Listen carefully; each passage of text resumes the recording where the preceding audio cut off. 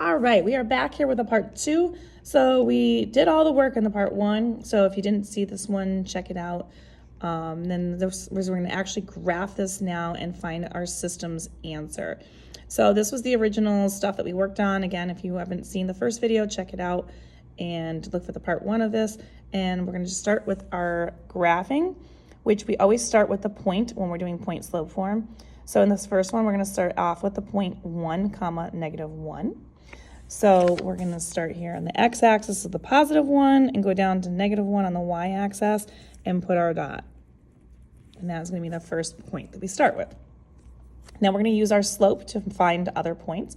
Again, if you've seen any of the other videos, I've said you want to make sure that the first line that you graph on systems is done 100% fully edge to edge of the graph, which way that it goes. So this is negative 2 over 3.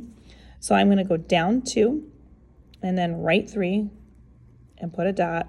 I will continue to do that. I know you only need 2 points when graphing, but it's really important that when you're doing systems of equations that you graph the full first line, because you have no idea if they are going to intersect, and if they do intersect, where they're going to intersect. So if you don't draw the line fully, it's going to be hard for you to visualize it and see it.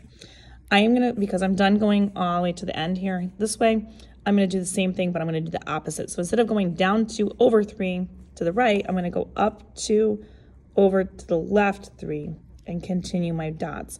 Up 2, left 3, and keep going until I'm off the graph on this one. Now if I go up 2 over 3, I'm going to actually be off the graph on this, so I'm going to stop there, draw my connecting line on this, and then throw my arrows in the end. And that is the first value, the first equation. Now we're going to do the same thing with the second equation. I'm going to do it in a pencil this time. So we are going to start with a positive 6 on the x-axis and a positive 1 on the y-axis. We're going to go, these are a little hard to see, so this is the center, the origin. 1, 2, 3, 4, 5, 6 over, up 1, put a dot right here. And then we're going to go ahead and we're going to use that slope, which in this case is 2 over 1. Now, if I go up 2 over 1, notice that you're going farther away from the line. I don't want to do that. I want to go closer to the line because I'm trying to find where they intersect. So I'm going to stop going that way, and I'm going to go back here to the original starting point, and I'm going to go down to this way 1, left 1.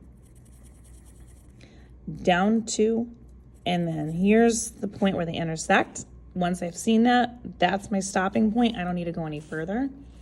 And then I look at the coordinates that I have there. So this is 1, 2, 3, 4 for the x. And then I go down 1, 2, 3, which is in the negative 3. So my intersection point on this is 4, negative 3. I'm just going to connect these points and then put my arrows in, and then I am all set. So if you need any more help with these, feel free to check them out on my YouTube channel, You Want Algebra. Check these out. Again, the first part of this was given, and this is the second part. And more of these can be found on the playlist of Systems of Linear Equations.